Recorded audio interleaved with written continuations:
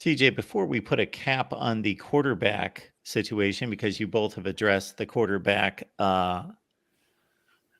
situation from today, a lot of people in the chat, we got Moose, we got Nick, we've got others, they're elevating Davis Warren to the top. Yeah.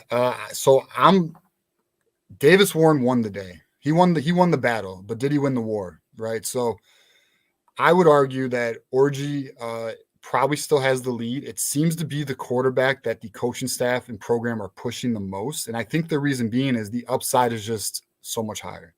So again, if Orji can just be a 62% passer, man, then he is everything we need in that regard. But here's the positive. If he, for some reason, can't and it doesn't work out, Davis Warren seems to be very capable to be a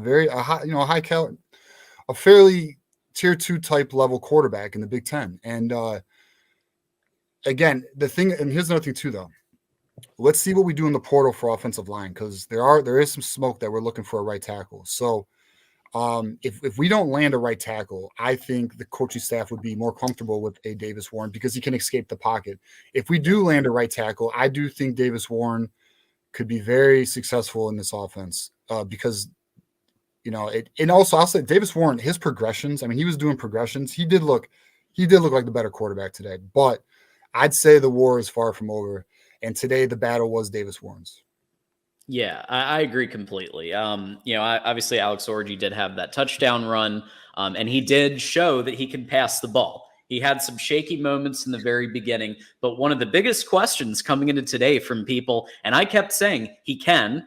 We did see a little bit in last year's spring game. We saw it I know his completion wasn't great in high school, but we have seen him pass before, and we'll see him pass today, and he's going to complete some balls, and he completed some balls, and he even, I thought, looked good on quite a few of them. I think he's got the advantage, and if you go back to 2021, Cade McNamara's stats, 64.2% completion from Cade McNamara.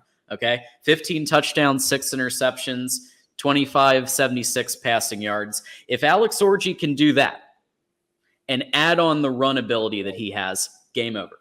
That's the key. Exactly. Put him as QB1 right away. A two-dimensional quarterback is exactly what makes him so dangerous. I'm the last guy in the world to jump to conclusions. I got to say that when I watched the first two passes out of Alex Orji's hand, he had a dump off to Bredson. And he threw it at his ankle. So there's an incomplete. That should be like a 95% throw. And then the second one, I forget who the wide receiver was. He had him in the clear. He had beaten his man. He was drifting toward the sideline, had all sorts of room to throw it out in front to the sideline. And it was back behind him. And I said, I just thought, okay, I'm going to continue to monitor this based on. Now, if that would have been somebody else, I wouldn't have. That was JJ McCarthy last year's spring game. I wouldn't have thought twice about it. But it being Alex Orji, I just thought, okay, let's keep watching here and see what happens. Yeah, no, I thought the same thing. I mean, I was actually like, oh boy, I was a little nervous. I was like, damn, and I will be honest. The very first thought after those two incompletions was, oh, we gotta go portal shopping, But yeah, I mean, he settled in though. He found a little rhythm. He also started looking more comfortable in the pocket. The thing with Orji though is if you watch his feet, he's got a little bit of a happy feet going on. That's going to take more repetition, more time in practice. But if you saw, I mean, he actually had some pretty damn good throws where he had that touch throw over the linebacker, over the defender. That was really nice. I mean, I think he settled in and played pretty good. The only thing, if I had to complain about anything, the rotation of the quarterbacks, I didn't quite understand. Like Orji and Warren got their series in the first quarter, and then they kind of went away from it until later in the game. And I don't understand. Was it strategy from, because remember we had Wink Martindale and Kirk Campbell were the head coaches for these games. And maybe it was a strategy thing. Like, let's, see what we have behind. And then if we need to make up ground later, then you put back in the starters or the two that are emerging as starters. Maybe they wanted to see how they would open the game and how they would close the game with the pressure on. So, I mean, that could potentially be it. But, I mean, And I guess that makes like, because if you rotate every other series with the quarterbacks, you may not get a Orji Warren battle at the end where they went off. So, and then and Davis Warren, I mean, that throw to Kendrick Bell, I mean, that's clutch. I mean, he looked pretty good there. So, and we got what we wanted, so it worked out. Jaden Denegal, any thoughts about his performance? Yeah, Jack Tuttle and Jaden Davis just moved ahead of you, my friend. But hey, it was shaky. He's a fringe 4-star quarterback out of California. I just don't think he's ready for big time Big Ten football, man. So I mean, it is what it is. Everyone can't be QB1, and we'll see if he sticks around for the season. To be honest with you, I don't know. He might be a transfer candidate. Yeah, he might be gone. Because if he slides down, I think he'd be okay with like being second. He's not, maybe, but if he gets lapped by a true freshman and he's at like the QB5 position, he's probably gone. Yeah, I'd say so. Because Jaden Davis looked better than him, to be honest. So the defense also gave Jaden Davis a lot of trouble. Like the defense was, I noticed they were really covering well against Jaden Davis, and so some of it was him, but a lot of it was just excellent defensive coverage on those receivers for those plays. So I think more to come from Jaden. I want to see more from him for sure. Yeah. When I see a player like Denegal, I'm just thinking, and again, quarterback being a different position than any other position, for the simple fact there's only one on the field. So you can't put yourself in a position where, okay, I'm the third best cornerback, so I'm going to play a lot, or even the fifth best cornerback, I can still get on the field. Just if you're the fifth best quarterback, then if football is your priority, then I'd be in the portal tomorrow going to Appalachian State or somewhere in the group of 5 where I could compete for a job or possibly be the front runner to win a job, as opposed to if education is important to him. Mm-hmm. I'm not saying that both can't be at the same time, but if that's then you stay at Michigan and you've got championship rings that you can flash at everyone, in 40 years and say, I played at Michigan and we won championships and I got a great education and I majored in something other than football after that. Both paths are available. Yeah, I think he got his degree already, so okay. We'll see. We'll be on the lookout. Eastern Michigan might be looking for a quarterback, though. Oh man, yeah.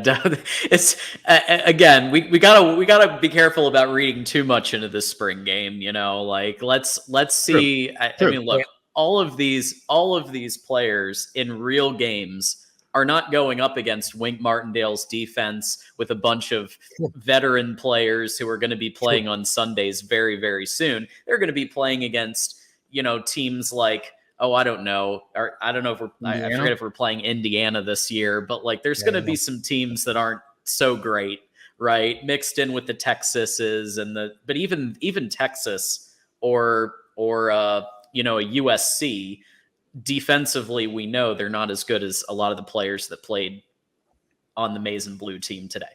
So we got to just take it all with a grain of salt. But yeah, Denegal didn't look great. But I will say Davis Warren definitely rose up for sure from the performance today. Yeah, that's all true about Denegal and the defense he faced today. However, he's still competing against the same quarterbacks. And so if he's fourth or fifth, then he's still fourth or fifth. That's his situation. TJ, the name Zeke Berry, he flashed a number of times today. Where does he fit in?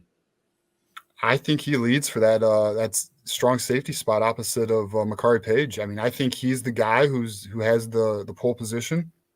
I saw him out there. I didn't see did Quentin Johnson make any plays because I didn't see it. I didn't see it. Braden Hillman's the other one competing for that position. Didn't really see him do anything. I'd say Zeke Berry is going to be the guy. I mean, and there's been a lot of positive reports out of camp. He's had some good practices, and he showed it today in the game, which is really what you want to see. You want to see consistency, right? So you're getting reports, you're getting leaks out of spring ball, and then to see guys actually do it, in the game today is just really it's encouraging. And we saw a lot of that today from TJ God to Zeke Berry, you know. So very good. Yeah, I'm with you. Yeah, and the trucking of Khalil Mullings there was really something. Yeah, he's making a name for himself in that safety position. And look, Michigan needs somebody. Thanks, Moose. Nice. Moose coming in here. Thank you so much, Moose, for the 5 spot. Moose's standouts today. Offense. Davis Warren, Alex Orji, Jaden Davis, Donovan Edwards, Frederick Moore, Kendrick Bell. Defense, Sullivan, Nichols, the linebacker, 33. Yeah, he made some plays. Hill, Houseman. We talked about Waller and Barry. Yeah. I'm with you on all those. Yeah, I also think Tyler Morris looked good today. And Jaden McBurrows. I would add Jaden McBurrows and Tyler Morris. I have him in my notes. And I think Tyler Morris out of all the wide receivers, although I guess you could say Fred Moore. I guess Fred Moore probably won the day with wide receivers. But I thought Tyler Morris made some good plays with the opportunity he was given. And then obviously the tight ends. I think Marlon Klein looked, I already mentioned that, but he looked really strong today too. Yeah, Morris, they were using Morris more in a short to medium level. So it was very workmanlike. He came, he punched his time sheet, he came in, he did his job, and then he left, right? That's what it was like.